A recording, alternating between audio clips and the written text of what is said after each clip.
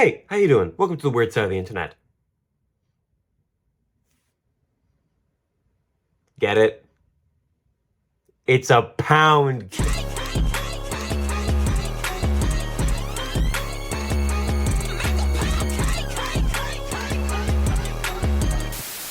Dispatch, premiering October 22nd, 2025, is an episodic adventure game developed by Ad Hoc Studios, the spiritual successor to Telltale Games. The game follows Robert Robertson III, formerly the superhero Mecha Man, who is to take a job as a dispatcher for villains turned superheroes after a signature mecha suit is destroyed in battle by the supervillain Shroud. While balancing his personal goals with his attempts at redeeming those morally great characters, Robert must also navigate a romantic life, if he so pleases, between two of the game's core characters, Invisigal and Blonde Blazer.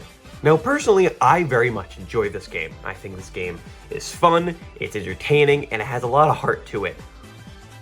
But, and I say this with a huge but, I think this game could have done better with its romances. Blonde Blazer and Invisigal both serve as an intentional opposite foils and dynamics for our protagonist, with Blonde Blazer being more your boss, and you being Invisigal's boss. Blonde Blazer is a kind-hearted superhero, while Invisigal is a villain attempting redemption. Blonde Blazer is sweet and kind, Invisigal is crude and sexual. You get the point. While on paper, both these potential love interests work to provide altering paths and tones to personalize a playthrough, in execution, a lot of problems bubble to the surface. And I'm going to be talking about them now. Number 1. Clear bias for Invisigal. In choice games, roots are supposed to be just that. Roots. Choice games allow you to personalize your experience how you see fit, and half the fun of a game like this is people discussing how and why they got certain outcomes, made certain choices, etc. But here, the writers seem to have a pretty clear love for Invisigal and push this throughout the entire narrative. Invisigal's story about her redemption and her struggle with it is the crux of the game's story. How she ends up and your influence on her is a massive deciding factor in the game's outcome. She's clearly the deuteragonist.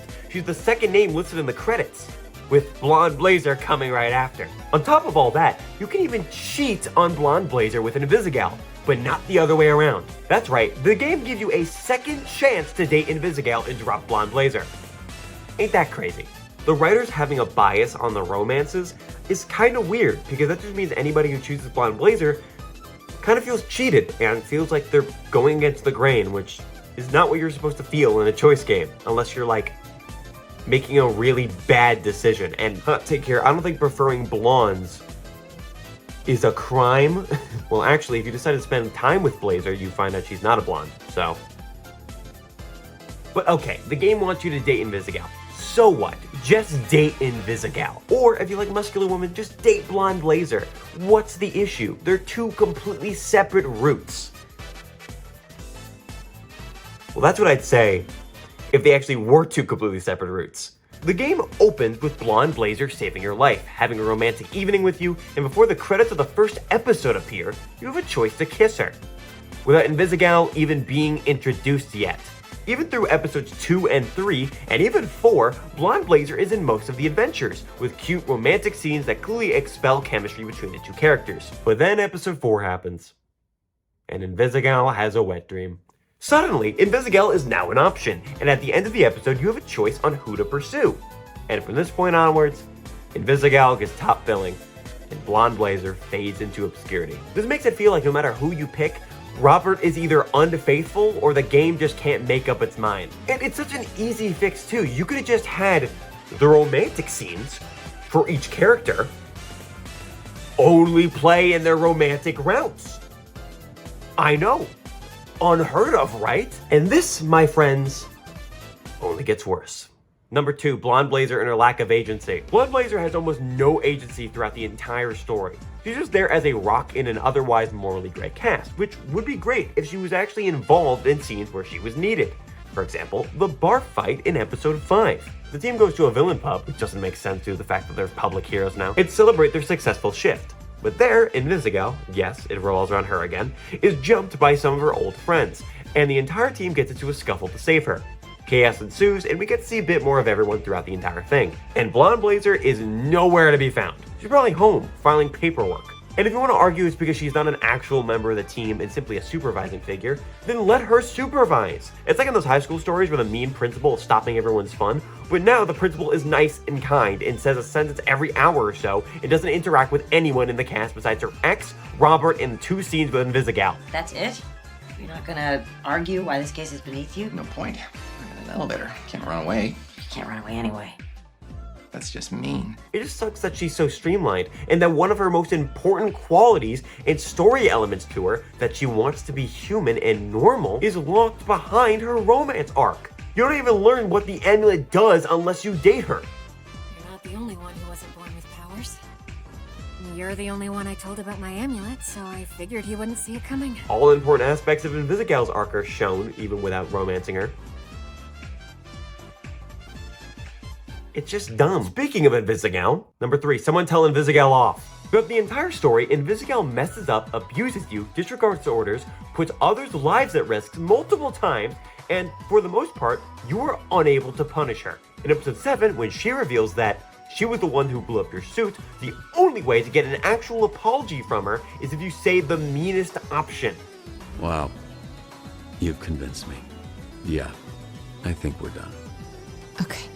Sorry for fucking your life up again. One of the most important scenes in the game, for me, is in episode 3, when the team consistently keeps messing up and Robert himself explains to Blonde Blazer that to properly help this team grow and change, he needs to be honest with them. He needs to call them out on their shit, and they need to respect him. I understand you're big, but you need to be considerate of the people around you. You in trouble? Have a seat.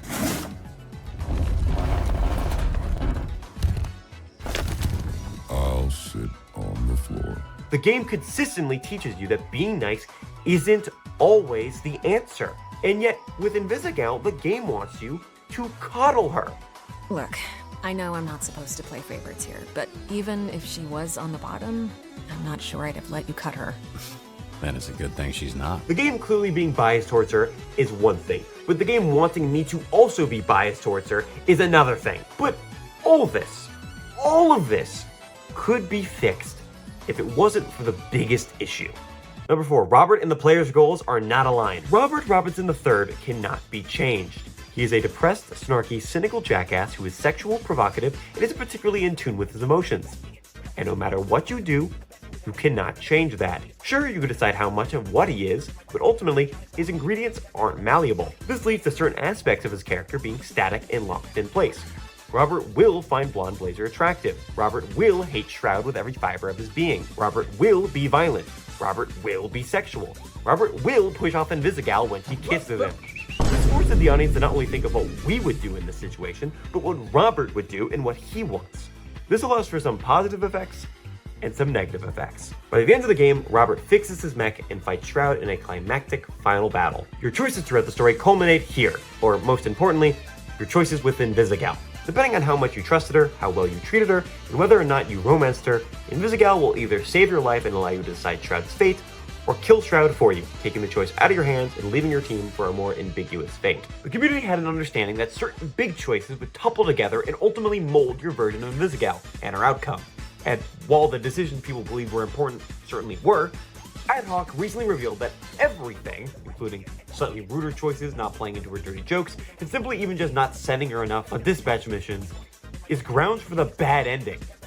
Which is stupid. Telltale's Walking Dead Season 2, while a still well-received game, was increasingly more polarizing than its predecessor. Why? Because it refused to let the player in on when a decision they are making will affect the story. For 90% of dispatch, people were complaining that none of their choices felt like they were changing anything. It was a common complaint. But now, according to the studio, the game was actually weighing everything the same. This is just as important as this, which is funny, because the classic blank will remember that statement doesn't appear in the dispatch segment. Kind of important now that they've decided to reveal that you're being judged on intentionally separate segments of gameplay. Now, while obviously these two endings are categorized as good and bad, the majority of the player base got the bad ending, at least at first. Now everybody's replayed the game and statistics have changed, but overall, in the first 24 hours, the majority of people got the bad ending, which is weird, don't you think? I, for one, trusted Invisigal through every single major decision, and I stuck by her side throughout the entire game. and she still became a bad guy. And if you go online, a lot of people also had the same fate, leading a lot of people to believe that the only way to get the good ending is if you romance her. Now, while on a technical matter, this isn't true. You don't need to romance her to get the good ending. All the things I've talked about, plus this, leading to the audience not really knowing how to get the good ending is a problem. All I'm saying is I've played a lot of choice games. Detroit Become Human, The Walking Dead, Batman, The Wolf Among Us, every single one of these games, and not a single one of them have I had people genuinely not know how to get a better ending. Dispatch is a fantastic game, and I think it deserves all the love it's gotten. But if there's going to be a season 2, which seemingly there's going to be, I think the romance routes and the way they go about it should be tweaked for the future, allowing for just smoother gameplay and allowing the audience to feel less locked in on what they can and can't do. But if you do that, I think you truly have a 10 out of 10 game on your hands. Just fix that one thing, and I think we'll be golden. Thank you so much for watching. Be sure to like and subscribe and hit the little bell thing on top. I don't usually click it, but if you do,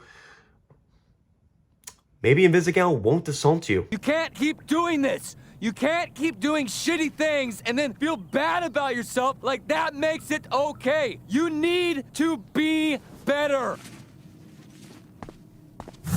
What? Got to listen, Tag Time's clear. Here we go, Invisigal. Gotta get the good ending.